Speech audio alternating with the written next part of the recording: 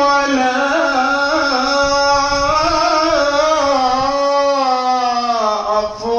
أفواههم وتكلمنا أيديهم وتشهد أرجلهم بما كانوا يكسبون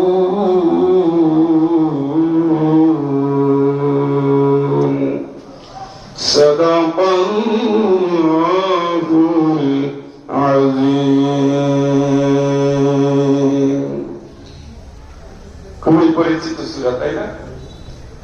এই অঞ্চলে বিশেষ করে আধ্যাত্মিক অঞ্চলগুলো, আধ্যাত্মিক অঞ্চল বলতে যে অঞ্চলগুলোতে আল্লাহর দাঈ পীর সাহেবগণ ঘুমিয়ে আছে, এই সমস্ত জমিনে 3টি সূরা খুব বেশি তেলাওয়াত হয়। এর ভিতরে সূরা ইয়াসিন, সূরা ওয়াকিয়া, সূরা মুলক, এই 3টা বেশি। এই জন্য এই সূরা অনেকেই চিনি। এরা হলো কোরআনের মায়ের মতো। এর ভিতরে আল্লাহ অনেক কিছু দিয়েছে। আমরা একটা প্রচলিত কথা জানি, এই সূরা তেলাওয়াত যখন মৃত্যুর সময় করা হয়, মৃত্যুর যন্ত্রণা কম হয়। আলহামদুলিল্লাহ বলেন। এগুলো আমরা জানি। এর ভিতরে অনেক বিষয় আছে। এই সূরা অর্থ সহ কে কে পড়ছেন? হাত তোলেন তো। অর্থ সহ। আরে মুসলমান, কোরআনের প্রথম কথাটাই হলো ইকরা, পড়ো।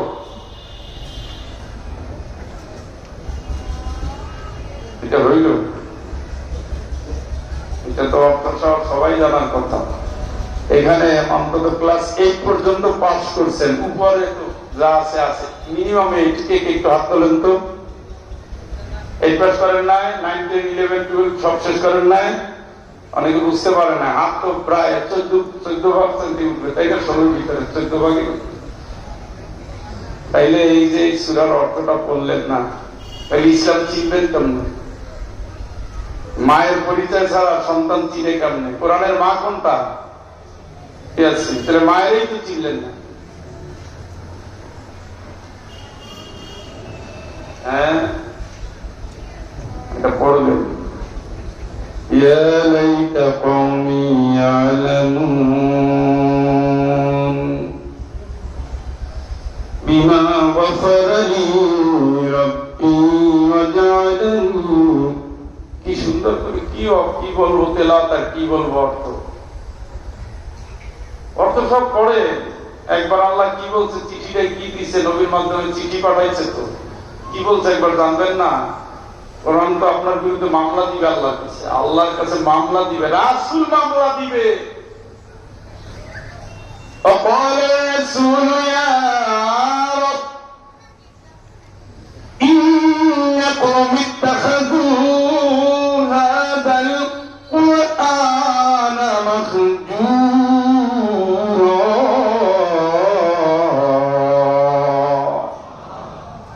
নবীর আল্লাহ ডাকবে সাক্ষী দিতে, নবী এসে মামলা দিবে। এ আল্লাহ, আপনার এই উম্মতেরা, এই জাতির লোকেরা কোরআনটা খেলতামাশা বানাইছে, গায়ে লাগায় নাই। আপনি তো পালন করতে বলছেন, পড়ছে খালি, আমল করে নাই। এ হইল প্রেসক্রিপশন নিয়ে ঘুরছে, ঔষধ খায় নাই। যদি খাইতে এই সূরা যদি পড়তেন আপনি, দিনের জন্য মারতেছে মারতেছে মারতেছে। কেনতাকিয়া শহরে খবর গেছে যে নবী আসছে, তার সাথে আরো একজন লোক আসছে, মোট 2 জন মারতেছে। একটা কাঠুরি এই সংবাদ শুনছে যে নবীরে মারতেছে। কাঠুরিয়া মনে মনে গোপনে ইসলাম কবুল করছে, যখন লোকজন জানতো না। সে দৌড় দিছে, কাহা তোমরা কেন মারো? আল্লাহ ইয়াসআলুকুম আজরান আহুম মুহতাদুন। এরা তো হেদায়েত প্রাপ্ত, এরা তো তোমাদের কাছে যে দ্বীনের দাওয়াত দেয়, পয়সা পাতি চায়, খাইতে চাইছে, চায় না, ইত্তাবিউ, ওদের কথা শোনো, এত ভালো মানুষ, সুবহানাল্লাহ কয় না? তো মারো কেন? কয় তোরেও মারো। মারতে মারতে 3 জনকে মেরে ফেলেছে। এখন যে কোরআনের কথা বলে মানুষ মারে, এইটাকে এখন এই ইয়াসিন সূরা পড়লে জানবেন 1400 বছর আগের সত্যটা কি, সব কালের নবীদের রেকর্ডটা কি। তাই আপনি ইসলামটা মাইরের উপর দিয়া, ইসলাম বন্ধুদের রক্ত দিয়া দিনের কাজ করেছে, এটা আপনার চোখের সামনে ক্লিয়ার হয়েছে। মরে তো যাচ্ছে, মরার পরে শহীদদের জায়গা কোথায়? কথা কয় না। ইয়া লাইতা কওমি ইয়ালামুন,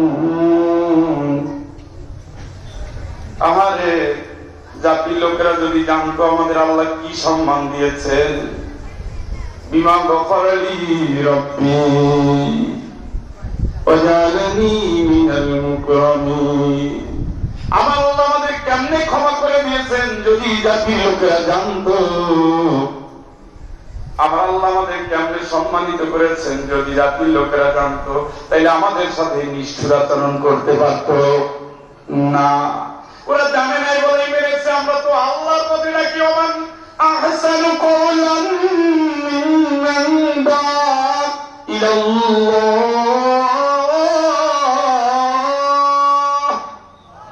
ওয়া আমিলা সালিহান ওয়া ক্বালা ইন্নানী মিনাল মুসলিমিন।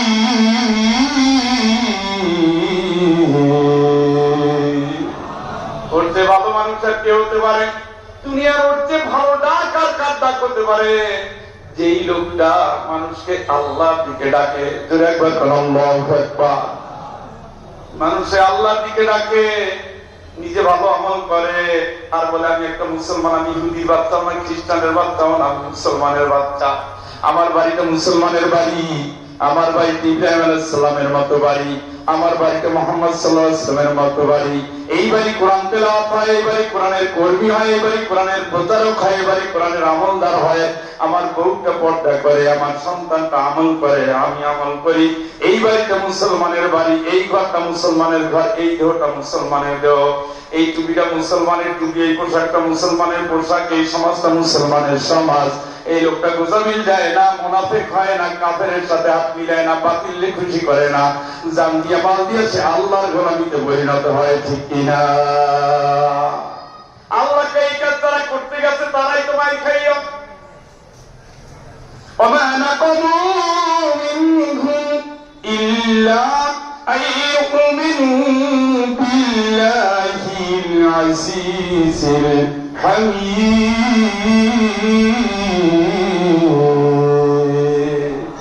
সূরা বুরুজের ভিতরে আল্লাহ কথা বলছে, জালিম শাসকের বিরুদ্ধে লড়াই করছে।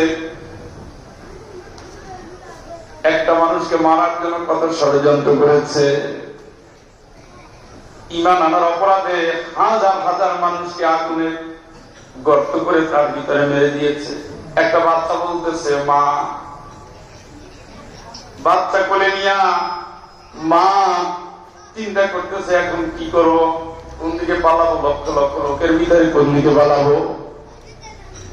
ওই নিষ্পাপ শিশু মাকে বলছে মা আগুনে ঝাঁপ দাও, ওই আগুনের ভিতরে আবার আল্লাহ জান্নাত রেখে দিয়েছে।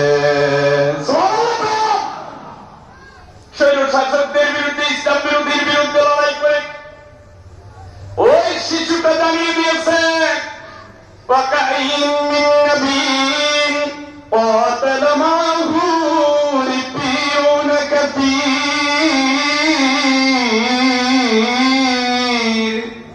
ফামা ওয়াখানু লিমা আসাবাহুম ফি সাবিলিল্লাহি ওয়া মা দাউফু ওয়া মাস্তাকানু ওয়াল্লাহু ইউহিব্বুস সাবিরিন।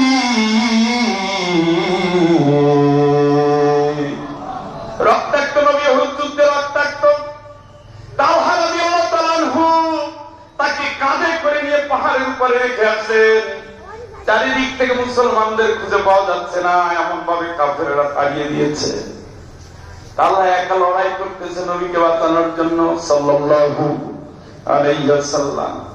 চিন্তা করলেন আমি যদি একা এভাবে নবীকে বাঁচানোর চেষ্টা করি তাইলে তোরা নবীকে মেরে ফেলবে।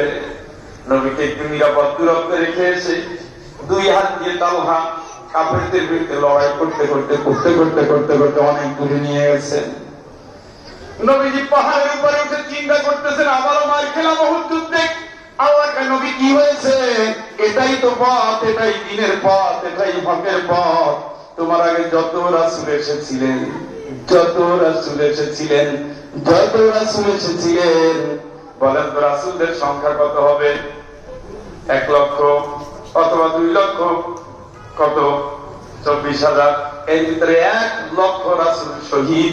চিৎকার করে বলেন আল্লাহু আকবার। কতজন শহীদ? নবীজি মাইক খায় নাই, তাইফে খায় নাই, গেছেন নিদাক দেখতে জায়গা সব করে যাওয়া লাগে। কোন জায়গায় মাইক খাইছে মুসলমান, হজ করে আসার পর ইমান চেঞ্জ হইল না। উহুদ যুদ্ধে দেখলেন নবীর প্রিয়জন কেমনে শুয়ে আছে, তাও ইমানটা জাগলো না। বদর দেখতে যায়, কোন জায়গায় গর্তের ভিতরে লুকানো হয়েছে সেইগুলো দেখে, তবু এক একটা বদরের যুদ্ধ হওয়ার স্বপ্ন দেখে না। কোরআন শরীফ পড়ে ঠিকই মুসলমান, নবীর যুগে সাহাবারা কোরআন পড়ে যুদ্ধের ময়দানে হাজির হতো, আর আমরা কোরআন পড়ে চোখে আঙুল দিয়া ঘুমায়ে পড়ি, আমাদের ইমান এখনো জাগে নাই। এই জন্যই কোরআনের কারিমের এত দাবি। নবী এটাই তো হক, তোমার আগে যত রাসূল এই জমিনে এসেছিল সব রাসূলরা কি পরিণত হয়েছে? একই পরিণত হয়েছে। রাসূল এবং তার সাথীদেরকে পাইকারি হারে হত্যা করা হয়েছে। তিলাকন নাউজুবিল্লাহ। ফামা ওয়াখালু লিমা আসাবাহুম ফি সাবিলিল্লাহ।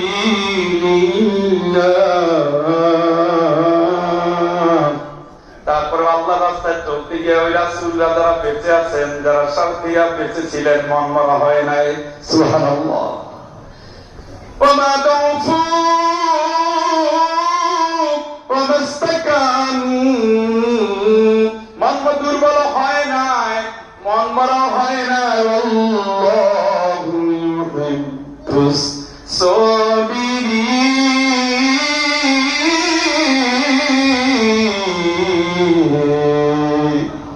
ওই জাতীয় ধৈর্যশীল ইমানদারদের আল্লাহ সবচেয়ে বেশি ভালোবাসে। তিলাকন আল্লাহু আকবার।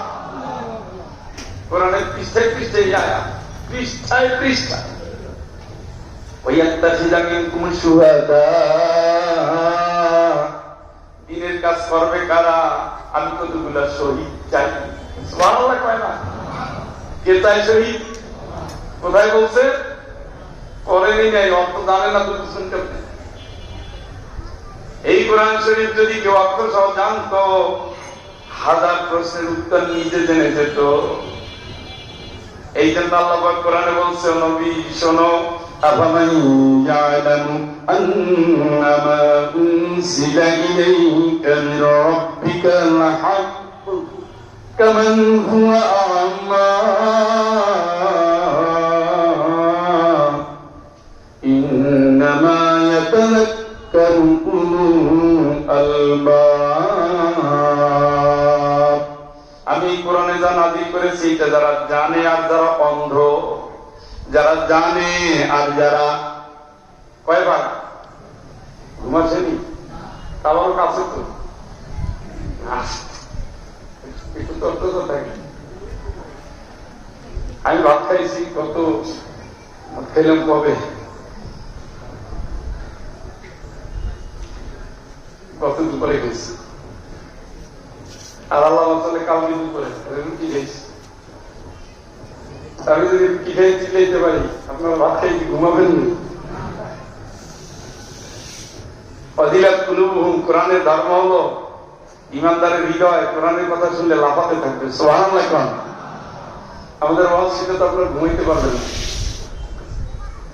কারণ আমরা বিবেককে জাগাতে চাই। প্রচলিত কথা কমই বলি, যে কথা আপনারা বলতে চান আমরা সেই কথা বলি, কারণ সবদিন পুঁটি মাছ খাইতে ভালো লাগে না।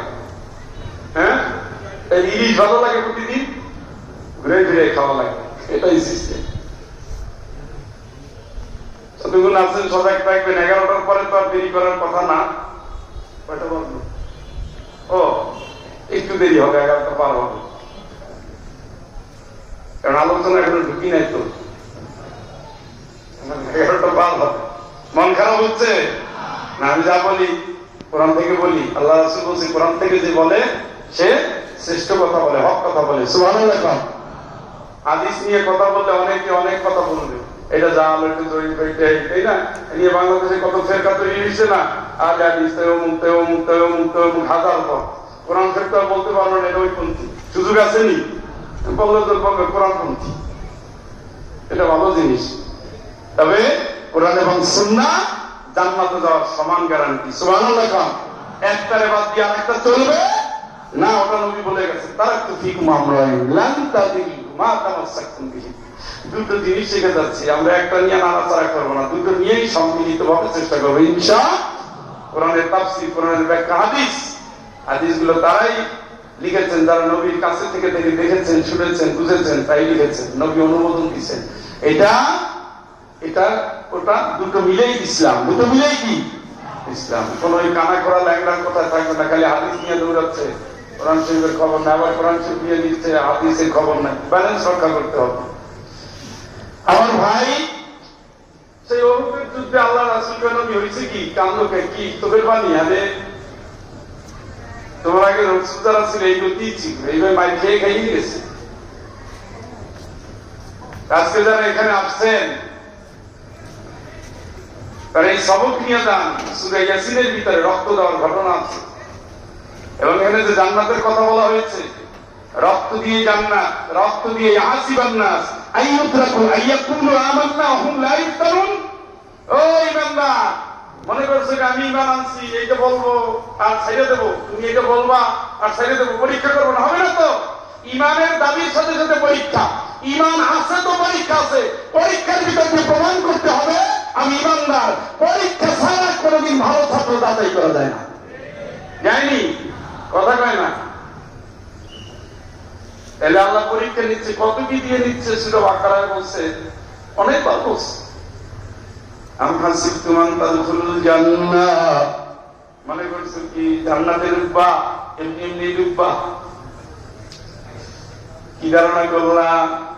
অথচ তোমার আগে যত রাসূল ছিল, সাহাবী ছিল, তারা কিভাবে পরীক্ষা দিছে দেখো, তারা রক্ত দিয়েছে কেমনে দেখো, তারা চিৎকার করছে কেমনে দেখো। মাতা নাসরুল্লাহ, মার খেয়ে খেয়ে সোজা হয়ে গেলাম। মা আল্লাহর সাহায্য কবে আসবে? আলা ইন্না নাসরাল্লাহি করিব, আল্লাহকে বেশি দেরি নেই, সাহায্য আসলো বইলা। এত চিৎকার, এত কান্না, এত কষ্ট, এত হিজরত, এত হিজরত, এত হিজরত, জমি এলাকায়, ব্যবসা এলাকায়, বউ এলাকায়, বাড়ি এলাকায়। নবী বলছে এখানে ইসলাম সুরক্ষা হচ্ছে না, চলো পাড়ি দাও, হাবশায় যাও, ইয়াসরিবে যাও। সাহাবীরা প্রশ্ন করে না নবী কেন যাব? যাও, চলো, শর্তহীন ভাবে চলো, চলো, রোমকদের বিরুদ্ধে লড়াই হবে, চলো। সাহাবীরা দেরি করে নাই, যে কয়েকজন দেরি করছে আল্লাহ তাদের মারাত্মক ভাবে তাদের পরীক্ষা নিছে, মারাত্মক ভাবে তাদের পরীক্ষা নিছে। সবাই চলে গেছে ইমানের দাবিদার যারা, রোমকদের বিরুদ্ধে লড়াই। এখন যদি বাংলাদেশে বাইতুল মুকাররমের খতিব অথবা প্রধানমন্ত্রী তারেক রহমান যদি বলেন আমরা আমেরিকার বিরুদ্ধে লড়াই করবো, কয়জন যাবেন? কবে আল্লাহ, যারা ওদেশ থেকে একটা বোমা মারে এদেশে মসজিদ পর্যন্ত এসে করতে পারবে কয়েক মিনিটে, আমি নাই, আমি নাই। সাহাবীদের বলতেছেন চলো রোমকদের বিরুদ্ধে লড়াই হবে। ও আল্লাহ, কয় কি রোমক? আমরা হইলে তো ফাঁক খুঁজতাম, কোন ফাঁক দিয়া বাঁচা যায়। এইরকম একদিন তিনজন ছিলেন, উমরা ইবনে রাবিয়া, কাব ইবনে মালিক, তিনজন সাহাবী, হেলাল ইবনে উমাইয়া, তিনজন সাহাবী। আসতেছি, আসলাম। কাব ইবনে মালিক বলেন আমি যুবক মানুষ, আমার ঘোড়া আছে, তাগড়া ঘোড়া, নবী কাফেলা নিয়ে যাবে, আমি একটু পিছনে যাই। গেলেই তো নবী যাই এরপর দুর্গ, আমি দাঁড়াইতে দাঁড়াইতে যাই কত, একদিন, দুই দিন, তিন দিন, এখন যাবো, যাইয়া পাবো, থাক। নবী আসলে ওজুর দিয়ে একটা কোন রকমের সেটা ভালো। কাব ইবনে মালিককে নবী এত ভালোবাসতেন, উহুদের যুদ্ধে নবী নিজের মাথার লোহার গর্বটা কাব ইবনে মালিককে দিয়ে কাটটা নবী নিজে মাথায় নিয়েছেন, এত ভালোবাসতেন। সর্বোচ্চ সুপার পাওয়ারের বিরুদ্ধে লড়াই হবে, নবীজি উদার ভাবে বলেছেন রোমকদের বিরুদ্ধে লড়তে হবে, যার কাছে যা আছে দিয়ে দাও। এক উসমান গনি রাদিয়াল্লাহু তাআলা 800 উট গাধা ঘোড়া দিয়েছেন একা, 1000 অস্ত্র দিয়েছেন, 20,000 সৈন্যের 1 মাসের খাবার একা দিয়েছেন। চিৎকার করে বলেন আল্লাহু আকবার। একা দিয়েছে।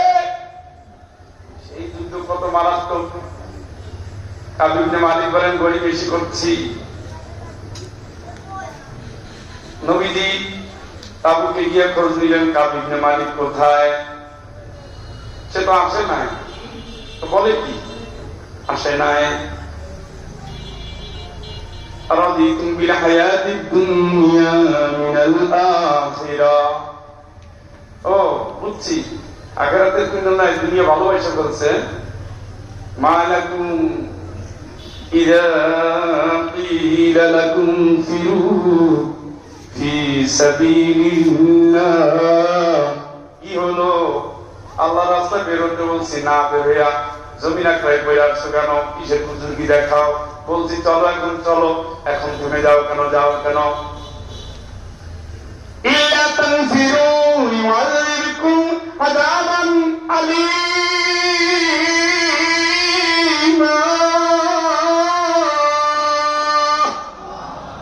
দিনের পথে জিহাদের ময়দানে নামতে বলছি, যদি না নামো জাহান্নামের আযাব থেকে তোমার কেউ বাঁচাতে পারবে না। কিসের তুমি কাব ইবনে মালিক? কিসের হিলাল ইবনে উমাইয়া? কিসের মুরার ইবনে রাবিয়া? কাব ইবনে মালিক বলেন, আমি বদরের সময় আমি মুসলমান হই নাই, কিন্তু হিলাল ইবনে উমাইয়া, মুরার ইবনে রাবিয়া বদর যুদ্ধ করেছেন। যে বদর যোদ্ধাদের গুনাহগুলো আল্লাহ মাফ করে দিয়েছেন। চিৎকার করে বলেন সুবহানাল্লাহ। বদরের যোদ্ধারা সারা জীবন ভাতা পেত রাষ্ট্রে। এত সম্মান ছিল। যদি বলতে বদরের যুদ্ধ, বদরি সাহাবী, আমাদের দেশে মুক্তিযোদ্ধার আলাদা সম্মান পায় না? কথা কন না কেন? ডিসি হোক, এসপি হোক, এমপি হোক, মন্ত্রী হোক, যখন বলে উনি মহান মুক্তিযোদ্ধা, তখন আলাদা একটা সম্মান। বদরের যুদ্ধ ছিল এর চেয়ে বেশি সম্মান দেওয়া। তাদের আজীবন ফ্রি ছিল রাষ্ট্রের সম্পদ। সুবহানাল্লাহ। নবী 20 দিন পরে চলে আসলেন, মসজিদে নববীর ভিতরে বসলেন। সাহাবীদের জিজ্ঞেস করলেন, তোমরা কেন যাও নাই? যারা যাও নাই নামাজের পরে বসবা। দুর্বল যাদের ঈমান, আমি ছোট্ট করে বলতেছি, আমার টার্গেট ওই জায়গায়। দুর্বল যারা, তারা ইনিয়ে বানিয়ে বলছে আল্লাহ রাসূল মাফ করে দিয়েছেন। আল্লাহ কাফাল্লাহু আনকা লিমা আযিনতা লাহুম হাত্তা ইয়াতাবাyyana লাকাল্লাযীনা সাদাকু ওয়া তা'লামাল কাযিবিন। নবী এটা কি করলাম? মাফ করে দিলা কেন? কেন করলাম? কে সত্য বলতেছে, কে মিথ্যা বলতেছে, এটা আমি ফয়সালা দিই। তুমি মাফ করলা কেন? যাই হোক, তুমি যেহেতু মাফ করছো, আমি আল্লাহ তোমারও মাফ করে দিলাম। সুবহানাল্লাহ কয় না? ধমকটা একটা খাইছে। ধমকটা দিল কে? কার জন্য দিল? সাহাবীদেরকে উদারভাবে মাফ করে দিতেছে। আপনি ঈমানের দাবি করবেন, দ্বীনের কথা দিয়ে লড়বেন না, আপনি তাসবিহ পড়ে থাকবেন, আপনি আল্লাহর জন্য জানমাল দিয়ে লড়বেন না। কুরআন তো বলেছে জানমাল দিয়ে লড়ো, অতুজাহিদুনা ফি সাবিলিল্লাহি বিআমওয়ালিকুম ওয়া আনফুসিকুম যালিকুম খায়রুল লাকুম ইন কুনতুম তা'লামুন। জান দাও, মাল দাও, দ্বীনের জন্য লড়ে দাও, আল জিহাদের কর্মী হও। যদি জানো তাহলে এটাই ভালো। ইয়াগফির লাকুম যুনুবাকুম, জীবনের গুনাহগুলো মাফ করে দেব। আল্লাহ তুমি আর কি করবা? তুনজিকুম মিন আযাবিন আলীম। জীবনে যত পাপ করছো মাফ করব, জাহান্নামের আযাব থেকে বাঁচাইয়ে দেব। সুবহানাল্লাহ কয় না? ও আল্লাহ তুমি আর কি করবা? ওয়ায়ুদখিলকুম জান্নাত।